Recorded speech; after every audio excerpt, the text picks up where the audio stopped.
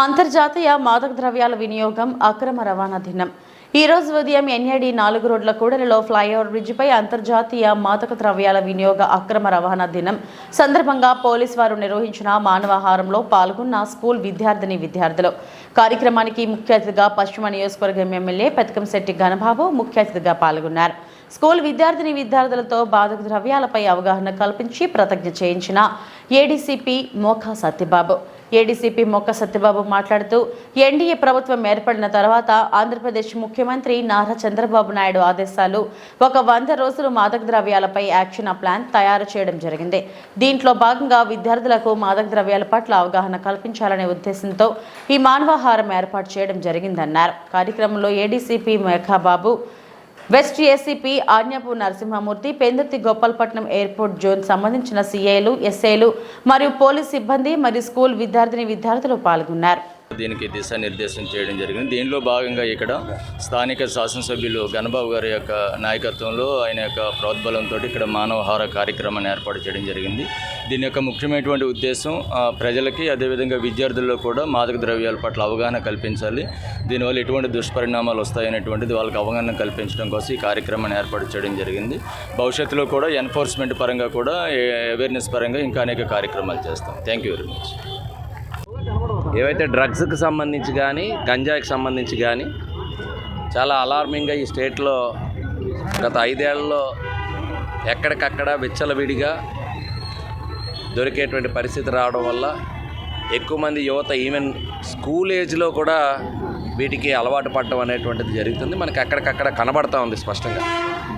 విశాఖపట్నంలో ఇది ఇక్కడి నుంచే వెళుతూ దేశవ్యాప్తంగా ఎక్కడైనా గంజాయి కానీ దొరికితే అది మూలాలు విశాఖ నుంచి ఆంధ్ర నుంచి ఉన్నటువంటి పరిస్థితి మీకు తెలుసు.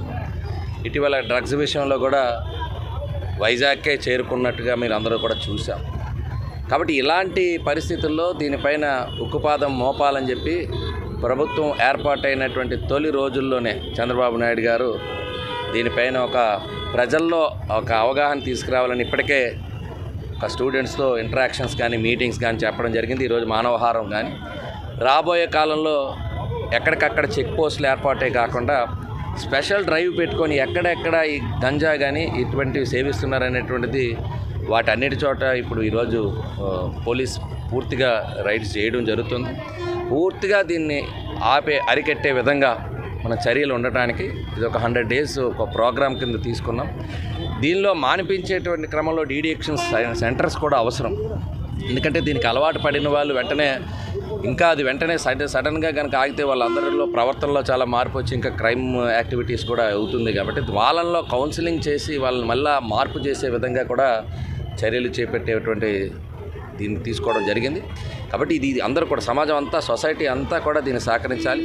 పోలీస్ డిపార్ట్మెంట్ ఈరోజు పూర్తి స్థాయిలో గంజాయిని కానీ డ్రగ్స్ కానీ ఎక్కడ దొరికినా ఇది ఒక తీవ్రమైనటువంటి ప్రభావం చూపించే అంశం కాబట్టి యువత పాడవుతున్నారు. కాబట్టి దీనిపైన చాలా కఠినంగా ఉండేటట్టుగా వారికి ఫ్రీ హ్యాండ్ ఇవ్వడం జరిగింది. గతంలో రాజకీయ ఒత్తిళ్లు ఉండేవి గంజాయి విషయంలో.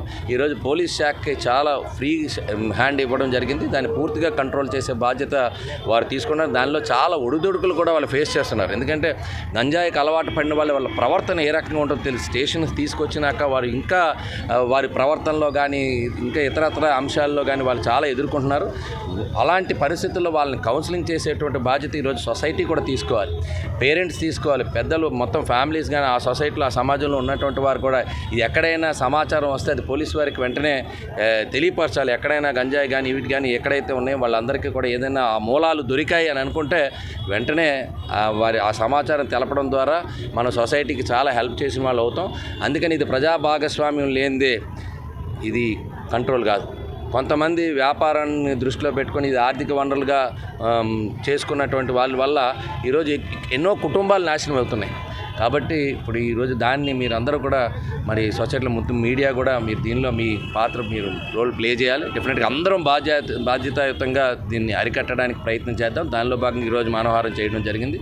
రాబోయే కాలంలో ఇంకా దీన్ని విస్తృతంగా ప్రచారం చేసి అందరినీ ఇన్వాల్వ్ చేసేటువంటి కార్యక్రమం తీసుకుంటాం.